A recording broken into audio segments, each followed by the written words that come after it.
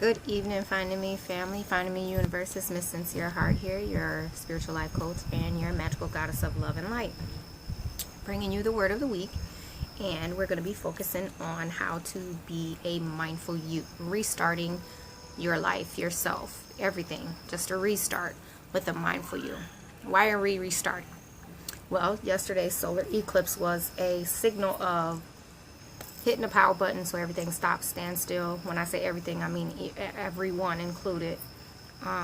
There are some people who didn't stop to pay attention, and that's fine. Not throwing shade on anyone.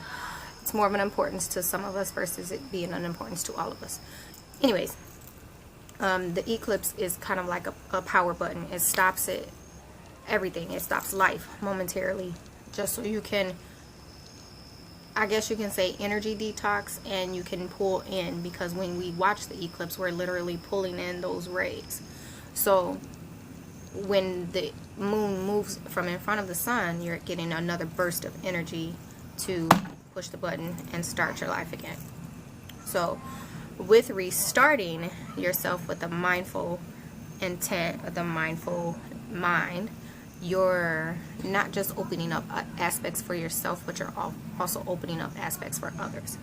So to get into it, number one is, when you don't include yourself, it's difficult for you to include others. When you put others before you, you're kind of helping them erase your existence, because you're taking away your needs and your wants and you're putting them on the back burner. Now it's kind of like, wait a minute, first you just said when you don't include yourself, it's kind of hard for you to include others. But then when you put other people before you, it's like erasing your existence. Well, if you think about it, if you don't know how to put yourself forward, then how can you ask? If you don't know how to put yourself first, how can you ask and receive when you don't know anything about yourself? So that's why I say, if you put others before you and you haven't learned to put yourself first and then include others around you, then you are potentially just erasing everything about you, because people tend to forget that you have needs and wants too. This is why you have those people in this world who are so magnificently strong, but it's difficult for them to be vulnerable, because everyone is so used to you being so strong. You haven't displayed yourself as, I need to be put first. I have feelings, I have needs, I have wants that need to be met as well. And if you can't meet those things about you, then you cannot expect other people to do those same things for you. Moving on to number two. Being mindful of you keeps you in the know of what you need for yourself or what you need to help others.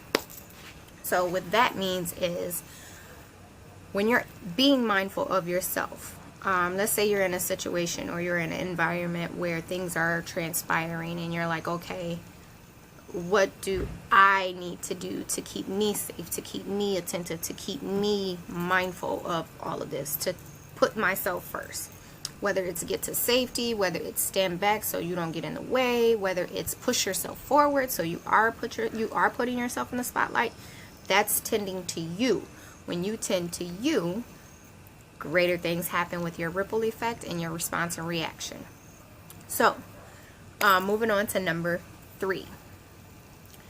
Be aware that when you are doing and caring for yourself, that you are also doing and caring for others. What does that mean? That means, like I was leading into, is that when you put yourself first and you take care of your needs and your wants first, not only are you satisfying your self-love, your self-happiness, your needs, your wants, your everything, your inner peace, you are also you're able to satisfy someone else. And it may not be everybody, and it shouldn't be everybody, because you can't tend to everyone's needs at once. Nor can you tend to everyone's needs and it be successful all the time, every time, because you don't know everyone, and not everyone is meant for you to please, and you're not meant to please everyone. So when you, again, take care of yourself, you are able to better take care of other people. You're not thinking, okay, let me hurry up and get this done for them so I can do what I need to do.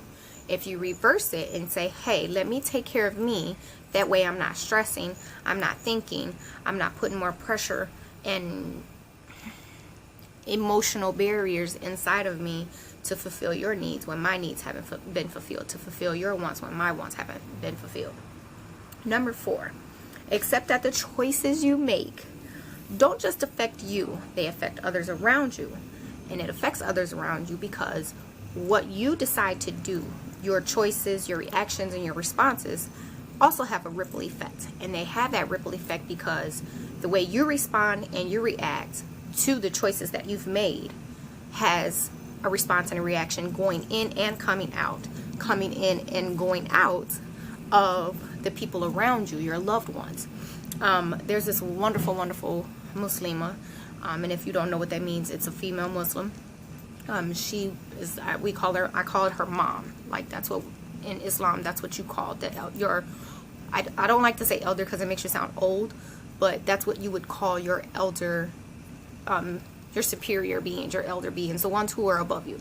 You would call the women mom. She told me that, and I hate to use the gender thing, but it was a great analogy the way she described it. She was like, men don't realize that when they are putting themselves in this position to be the provider and the protector, that they sacrifice themselves to save us, which is their wives, their mothers, their children, and their grandparents, and their sisters and their brothers. They don't realize that when they sacrifice themselves, that they're also causing us another burden. Because if something happens to our protector and our provider, where does that leave us? So the choices you make, you have to be comfortable with the outcome, because that outcome also has a reaction and a response from those around you, your close loved ones, even the people that aren't close to you, your co-workers, your neighbors, your mailman. It has a ripple effect in ways that you would never, ever, ever, ever, ever, ever understand. So with that being said, I want you to continue to restart whatever it is you are choosing to restart, whatever it is you needed a second chance on. And I want you to put yourself first, take care of your needs and your wants, but also be mindful that whatever you choose to do, those choices lead to reactions and responses within yourself, and within yourself also pushes out the reactions and responses of others that will push out and come forward. So it's Miss Sincere Heart, your magical goddess of love and light, and your spiritual life coach. That's the word of the week. Give me some likes, give me some shares, comment, subscribe, go to my website. I will post it in the link below. It's active in there. I'm getting more and more members that are logging in and subscribing to be a part of the Find ʻmīn universe. You don't have to be afraid of yourself anymore. You have a chance to start over.